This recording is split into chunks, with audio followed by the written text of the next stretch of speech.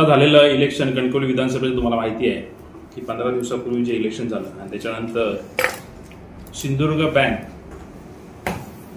साठी आम्ही एक निवेदन दिलेलं होतं। खरं म्हणजे हे इलेक्शन झाल्यानंतर सायली शशिकांत घाडी ह्या ज्या मोन शाखेच्या पिग्मीधारक आहेत सिंधुदुर्ग बँकेच्या पिग्मीधारक आहेत त्यांना कमी करण्याचं लेटर या कार्यकारी सभेच्या आयत्या वेळेच्या विषयामध्ये काढून त्यांना कमी केलं गेलं। त्याचं कमी करण्याचं कारण आम्ही विचारलं तर कारण लेखी काही बँकेने आम्हाला दिलेलं नाही आतापर्यंत। खरं म्हणजे सायली घाडी ह्या आमच्या पक्षाच्या एक पदाधिकारी आहेत। त्या एका पक्षाचं काम करतात म्हणून पिग्मी धारक आणि सदाफुली ठेव योजनेच्या धारक म्हणून त्या काम करतायत सिंधुदुर्ग बँकेमध्ये आणि अशा ह्याच्यामध्ये त्यांना आणि चांगलं काम करतात। गेली 24 वर्ष ते ह्या क्षेत्रात आहेत। गेली 24 वर्ष सिंधुदुर्ग बँकेची ती सेवा करतात। त्या पिग्मी धारक म्हणून असतील, सदाफुली ठेव योजनेचे असतील, जवळजवळ 3 लाखाची उलाढाल ती त्या माध्यमातून जवळजवळ महिन्याची उलाढाल 3 लाखाची ते त्यांच्या माध्यमातून सिंधुदुर्ग बँक करते।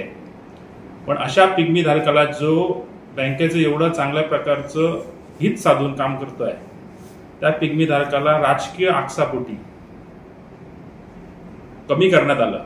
याचा जाब आम्ही सिंधुदुर्ग बँकेच्या सीईओ प्रमोद गावडे यांना विचारलेला आहे। त्याच्या 8 दिवसापूर्वी आम्ही लेटर त्यांना तसं दिलेलं आहे, पण त्या बाबतीतलं कुठचंही उत्तर त्यांच्याकडनं आलेलं नाही। खरं म्हणजे ह्या पिग्मी धारकांपैकी पिग्मी धारक जवळजवळ 70 आहेत आणि 70 पिग्मी धारकांपैकी कोणाची तक्रार ह्या सायली घाडींबद्दल नाही। कोणी राजकीय तक्रार केली म्हणून एखाद्या पिग्मी धारकाला काढणं किती योग्य आहे? खरं म्हणजे ते बँकेचे कर्मचारी नाहीत, ते पिग्मी धारक असतात, ते बँकेचं हित साधून काम करत असतात आणि बँकेला उलट पिग्मीच्या माध्यमातून उलाढाल करून बँकेचा फायदा कसा होईल याचं काम करत असतात। आणि अशा पिग्मी धारकाला सुद्धा राजकीय आक्षेपोटी जेव्हा कारवाई केली जाते, कमी करण्यात येतं, हे कोणाच्या माध्यमातून कमी करण्यात आलं? आम्हाला खरं म्हणजे ह्याचा जाब सीईओना विचारायचा आहे। कारण एखाद्या बँकेचं हित साधत असताना जर अशा पिग्मी धारकाला जर कमी करत असाल तुम्ही तर ह्याचा जाब विचारणं गरजेचं आहे। त्याच्यासाठी आम्ही सोमवारी मी संचालक म्हणून, कारण बँकेचं हित साधून बँकेचं नुकसान होऊ नये, बँकेचं हित साधून मी लाक्षणिक उपोषण सोमवारी तारीख 16 सोमवारी करणार आहे। आणि त्या लाक्षणिक उपोषण ह्याच्यासाठी आहे की त्या सायली घाडीला परत जर पिग्मी धारक म्हणून घेतलं नाही, कारण महिलांवरती हा अन्याय कुठे करणार? सिंधुदुर्ग बँकेच्या समोर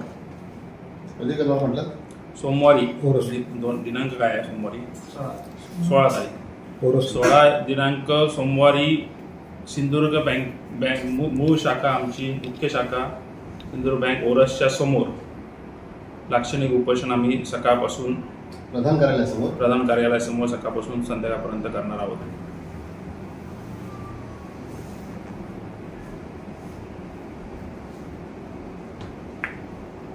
खरं म्हणजे एकीकडे लाडक्या बहिणीला मते मागायची, लाडक्या बहिणीची, आणि एका ठिकाणी एका महिलेवरती अन्याय करून तिच्या रोजगाराच्या पोटावरती लाथ मारायची, अशी भूमिका तिथले तज्ज्ञ संचालक नितेश राणे यांनी घेतलेली आहे। कारण स्वतःच्या विधानसभेतलं हा देवगड क्षेत्र हे नितेश राणेंच्या विधानसभा क्षेत्रातलं येतं आणि एखादा पदाधिकारी शिवसेनेचं काम करतो किंवा दुसऱ्या पक्षाचं काम करतो म्हणून त्याला कमी करण्याचं सूचना, खरं म्हणजे तज्ज्ञ संचालकांनी चांगल्या सूचना बँकेला द्यायच्या असतात। तज्ज्ञ संचालकांनी बँकेच्या फायद्याचं किंवा बँकेला चांगल्या सूचना देऊन करायच्या असतात, बँकेचा फायदा करायचा असतो। पण अशा तज्ज्ञ संचालक आहेत नितेश राणे जे बँकेचं नुकसान करतायत अशा सूचना देऊन की सायली घाडीमुळे खरं म्हणजे जी 3-1 लाखाची उलाढाल आहे बँकेची ती कमी होणार आहे। त्यामुळे त्याच्यातनं बँकेचं नुकसान होणार आहे। याच्यासाठी आमचा हा लढा आहे बँकेचं नुकसान होऊ नये आणि बँक चांगल्या पद्धतीने चालावी, कैलासवासी शिवरामभाऊ जाधव यांनी ह्या बँकेचं रोपटं लावलं.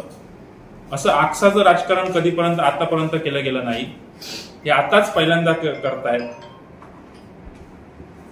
पदाधिकाऱ्यांना ब्लॅकमेल करायचं, त्यांना आपल्या घरी बोलवायचं आणि त्यांना हेतुपुरस्सर त्रास देऊन त्यांचे पक्षप्रवेश करण्याचा प्रयत्न करायचा, हा उद्योग या नितेश राणेंनी लावलेला आहे. त्यामुळे अशा अन्यायाच्या विरोधात, महिलेवरती झालेल्या अन्यायाच्या विरोधात संचालक म्हणून भूमिका घेणं ही आमची जबाबदारी आहे आणि बँकेचं हित साधून भूमिका घेणं ही आमची जबाबदारी आहे. त्याच्यामुळे आम्ही हे लाक्षणिक उपोषण घेत आहोत. आम्ही सीओ प्रमोद गावडेंना पण इशारा देतो की तुम्ही ह्याच्यावरती कंट्रोल जर आणलं नाही तर तुमच्या विरोधात सुद्धा आम्हाला आंदोलन छेडावं लागेल प्रत्येक बँकेसमोर. कारण जर बँकेचा फायदा बघून जर सूचना घेतल्या नाहीत, तज्ञ संचालकाच्या सूचना बँकेच्या नुकसानासाठी घेतल्या गेल्या तर बँकेचं हित साधलं जाणार नाही, बँकेचं नुकसान होईल, सिंधुदुर्ग बँकेचं नुकसान होईल. त्याच्यामुळे तुम्ही बँकेचं हित साधणाऱ्या सूचना घ्याव्यात आणि ज्या अशा सूचना आहेत त्या घेऊ नये.